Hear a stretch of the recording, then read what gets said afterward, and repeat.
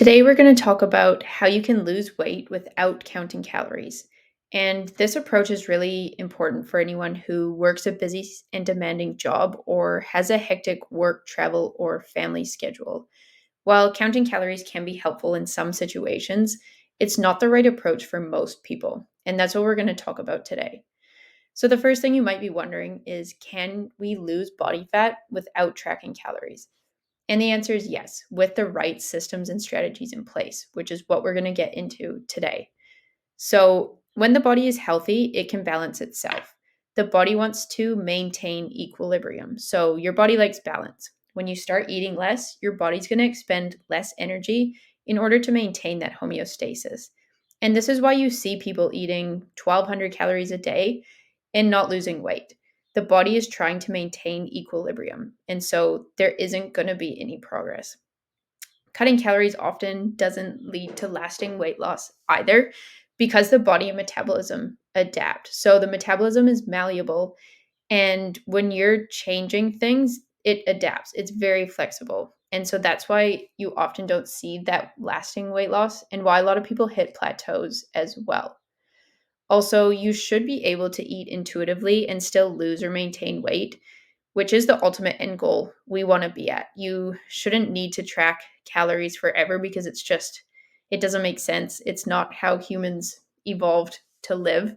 And we should intuitively know what we need to eat without looking at an app to tell us what we need to eat.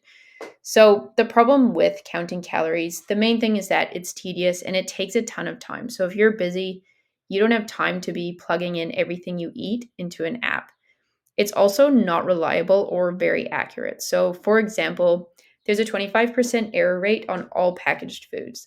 So, that means if something says it's 200 calories, it could be 150 calories or it could be 250 calories. And that's a massive difference. That's the difference between losing a pound a week and gaining a pound a week. So, you're spending all this time and energy to tediously track, and you're not getting any reward for it. And it's not sustainable long term. And it can also lead to downstream consequences. So, often things like thyroid issues, adrenal dysfunction, hormone dysfunction, and decreased immune function, all of that's going to come if you're counting calories and trying to restrict the amount of food that you're eating. And also, caloric restriction is a stressor. So, you're likely already stressed just with work, family, everything going on in your life. And adding stress on top of stress isn't going to make you healthier. It's going to make you sick.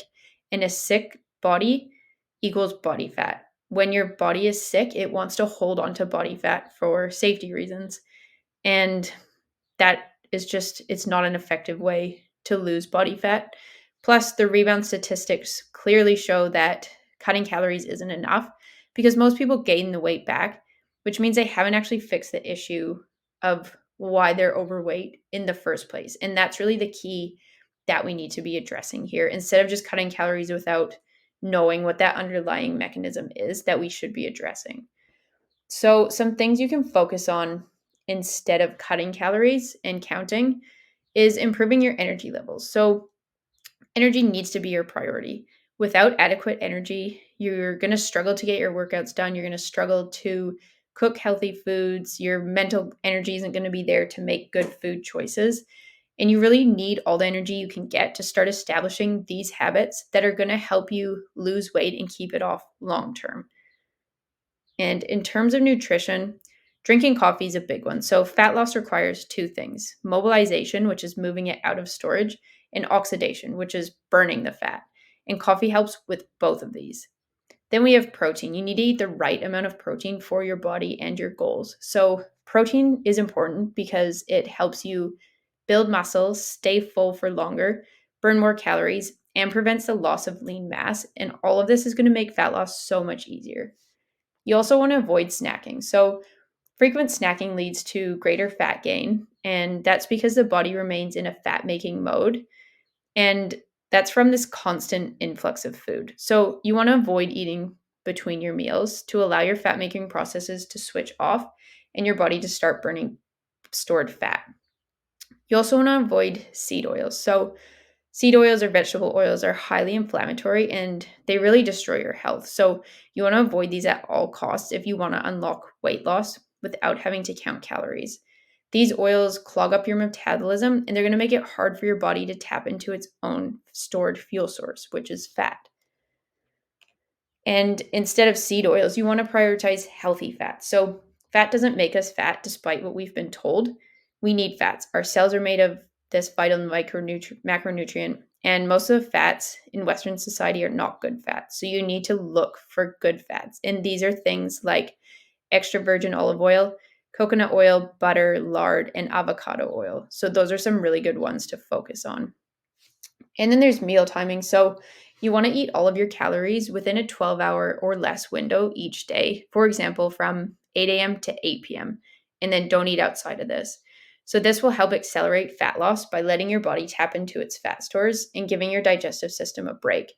Plus, you want to have this eating window while the sun is up. So during the day, because this is when your metabolism is primed to take on calories and actually use that fuel that you're putting in instead of having to store it as fat. And then we want to focus on movement. So strength training is really important. Lifting weights increases muscle mass and boosts your metabolism. And both of these are going to make fat loss 10 times easier. Then we have walking. So the more you walk, the more effective your metabolism is going to become, which means that walking 8 to 10,000 steps a day is like a cheat code for fat loss. And same with standing. So humans evolved to walk over 15,000 steps a day. We're walking creatures, but most people today barely scratch 3,000 steps. And this is detrimental to your health, your body, and your longevity because sitting is actually one of the most dangerous things you can do. And to make matters worse, doing a workout at some point during the day doesn't actually negate the detrimental effects of sitting. And there's a ton of studies to show this. And another big study showed that if you do sit for more than 6 hours a day, which isn't a lot when you add up time at your desk, time in the car, time on the couch while eating, all of that adds up. If that's more than 6 hours, there's a 40% greater risk of death, early death over the next 15 years than those who sit less than that. So avoid sitting for more than an hour at a time and make an effort to stand up where possible. And then we have some lifestyle factors here. So managing stress is a huge one. Stress triggers the release of our stress hormone, which is cortisol. And chronically elevated cortisol disrupts the balance of other hormones in our body that are involved in the metabolism, such as thyroid, insulin, and leptin. And these imbalances actually lead to metabolic dysregulation. So all of this means that managing stress needs to be a key strategy in your weight loss journey. And then we have high quality sleep. So a lack of sleep is going to destroy your weight loss by increasing insulin resistance. It decreases your daily movement and it messes with your hunger and satiety hormones. So make sure you're getting at least 7 hours of high quality sleep every night. And then we have abundance, and this is a really big one. You lose weight when you build a healthy body. That is the key. You need to consider the reasons why your body might not be letting go of this weight. So think about, why am I overweight to begin with? What's driving this? And what can I do to change this? You need to be focusing on fueling your body properly. Without adequate fueling, your body can't function properly and it's not going to be healthy. So we need to focus on these things like getting enough sleep, recovering properly, and just signaling to your body that it's safe, because only then can your body be in a place where it can even start losing weight and without you needing to track anything. So to wrap this up, you can lose weight without counting calories, but you need the right approach. Counting is usually not the way to go, and especially for most individuals who lead busy jobs and have a hectic family life. Energy levels need to be your priority. Then focus on optimizing your nutrition, your training strategy, and your lifestyle. So if you'd like these notes, comment notes below, and I can send you this document for you to read over after. And if you're an executive or business owner trying to lose weight and you're sick of logging your food and having to scan every barcode, message me so that we can come up with a custom blueprint for you that doesn't involve tracking. The approach we've talked about here is effective, but it needs to be implemented strategically and in accordance with your goals, physiology, and lifestyle. And if you have any questions, please drop them in the comments or send me a message.